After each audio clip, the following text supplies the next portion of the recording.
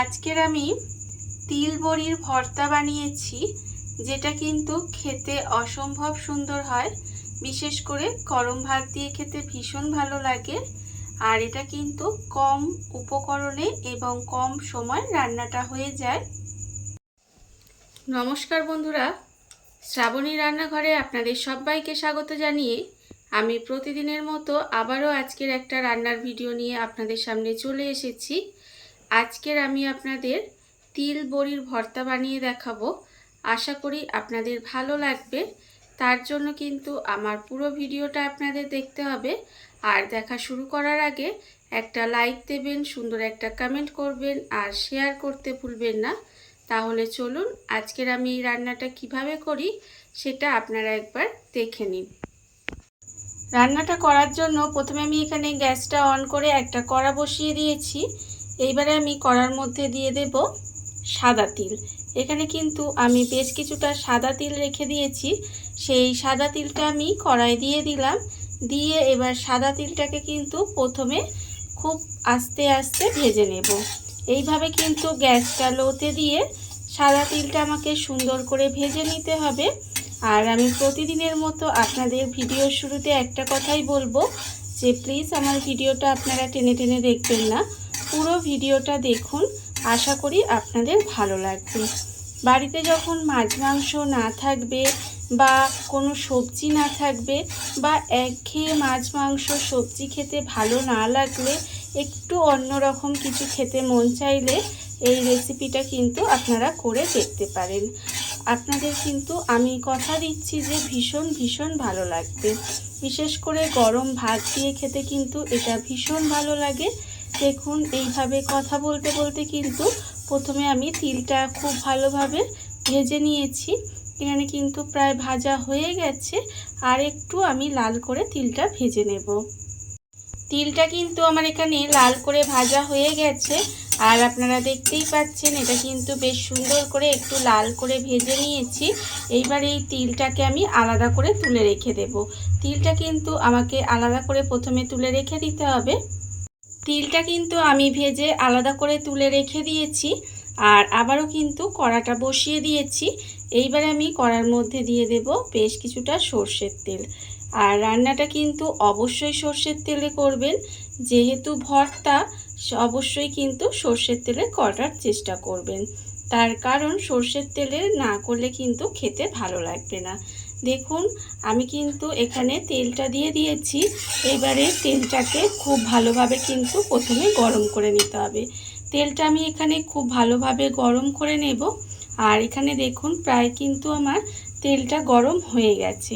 যখন দেখবেন তেলটা বেশ এইভাবে গরম হয়ে গেছে, তখন আমি এর মধ্যে দিয়ে দেব বেশ কিছুটা বিউলির ডালের বড়ি।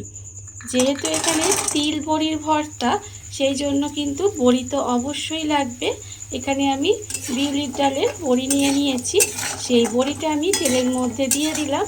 দিয়ে বড়িটাকে কিন্তু প্রথমে খুব ভালোভাবে ভেজে নিতে হবে। দেখুন এইভাবে কিন্তু একটু লাল লাল করে প্রথমে বড়িটা ভেজে নেব। আর এই রেসিপিটা আমি আবারও বলছি, আপনারা কিন্তু একবার হলেও বাড়িতে বানিয়ে দেখবেন। খেতে কিন্তু অসম্ভব সুন্দর হয়। বিশেষ করে গরম ভাত দিয়ে খেতে তো ভীষণ ভালো লাগে। আর দেখুন বড়িটা কিন্তু আমার আস্তে আস্তে লাল লাল করে ভাজা হয়ে যাচ্ছে। আর এইভাবেই কিন্তু বেশ লাল লাল করে সুন্দর করে বড়িটা ভেজে নিতে হবে। এমন করে ভাজবেন যাতে বড়িটা খুব ভালোভাবে ভাজা হয়ে যায়, অথচ পুড়ে না যায়, সেটা কিন্তু লক্ষ্য রাখতে হবে। লাল করে সুন্দর করে ভেজে নিতে হবে। আর এই সময় কিন্তু অবশ্যই গ্যাসটা লোতে দিয়ে রাখবেন। লোতে দিয়ে রেখে এইভাবে একটু সময় নিয়ে লাল করে ভেজে নিলে দেখবেন সুন্দর করে ভাজাটা হয়ে যাবে। আর না হলে গ্যাসটা জোরে দিলে বড়িগুলো পুড়ে যাবে, তখন কিন্তু ভর্তাটা খেতে ভালো লাগবে না। দেখুন এটা কিন্তু লাল করে ভাজা হয়ে গেছে। এইবারে আমি এটাকে তুলে রেখে দেব। বড়িটা আমি আলাদা করে তুলে রেখে দিয়েছি।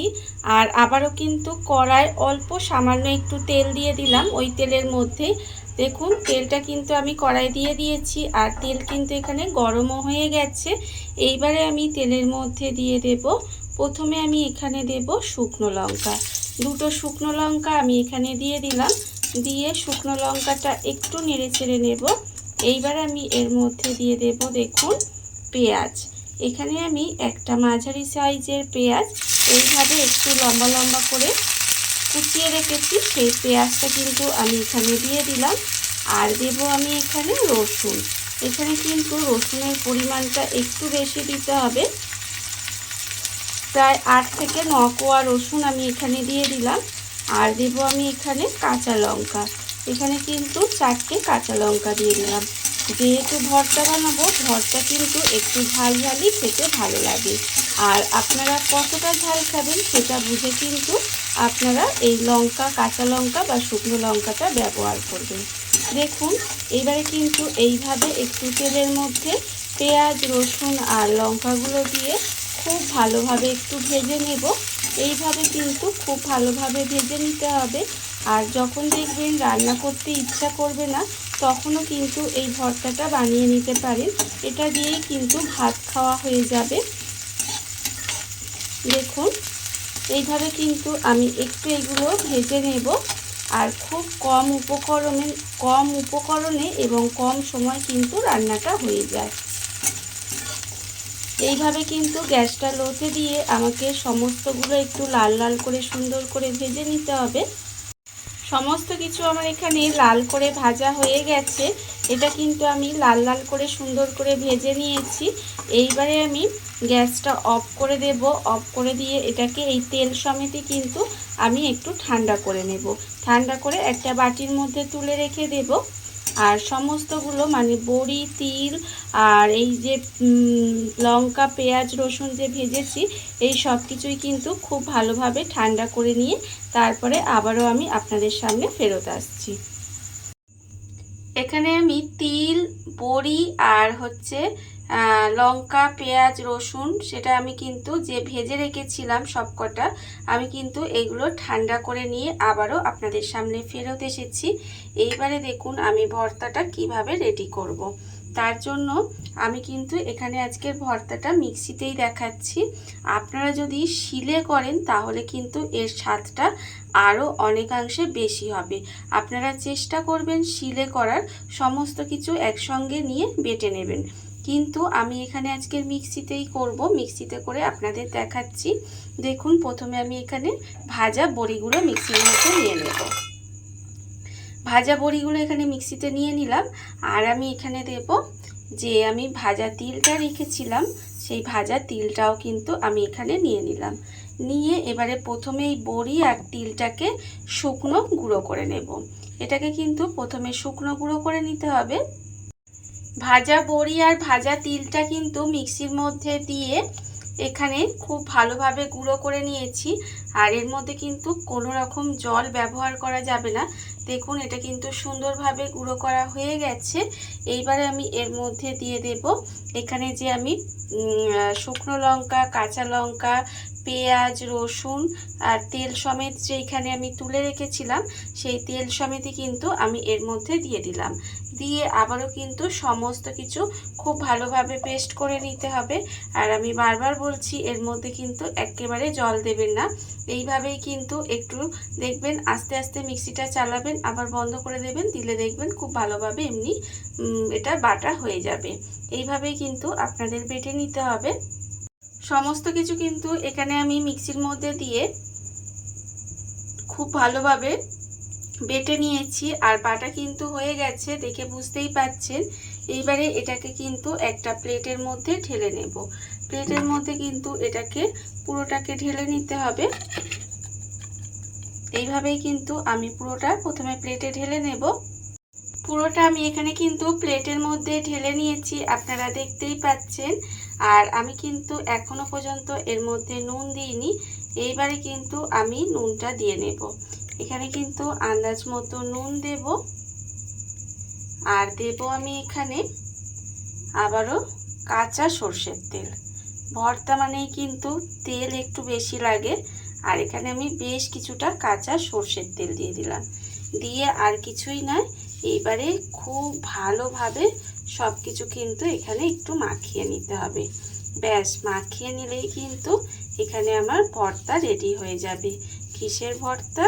এটা কিন্তু তিল বড়ির ভর্তা। দেখুন, আর গরম ভাত দিয়ে এরকম যদি একটা ভর্তা থাকে তাহলে কিন্তু আর কিছুই লাগবে না।